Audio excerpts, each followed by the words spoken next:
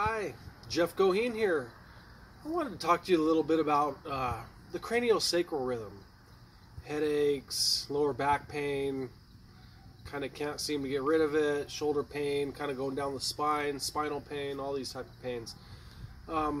It's important to keep your cranial muscles, the muscles in your head, loose.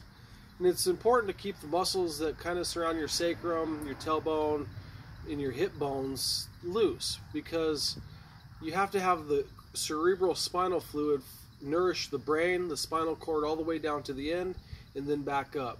So a lot of times people around this time of year are getting headaches and they can't figure out the cause. Their upper trapezius muscles might be a little bit tight, their lower back's hurting a little bit, but they really don't know what the cause is. Well, when you have tight muscles in the head or down the lower back and kind of around that sacrum bone, it disrupts the flow of cerebral spinal fluid, the craniosacral rhythm. And you need to keep that loose because our cranial bones, they move about 1/2 millimeter or a little bit larger multiple times a day, and it kind of, what it does is it acts as a pump. We also have a pump in our sacrum that causes the cerebral spinal fluid to move back up. So that we have sacral pumps, we have pumps in the brain or in the skull that pump the cerebral spinal fluid up and down.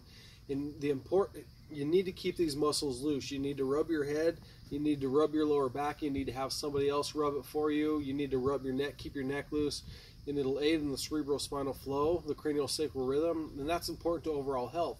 So a lot of these headaches that we're getting are from tight muscles in the lower back. And a lot of the lower back pain we're getting is coming from tight muscles in the head. It's all connected. And it disrupts that cerebral spinal fluid.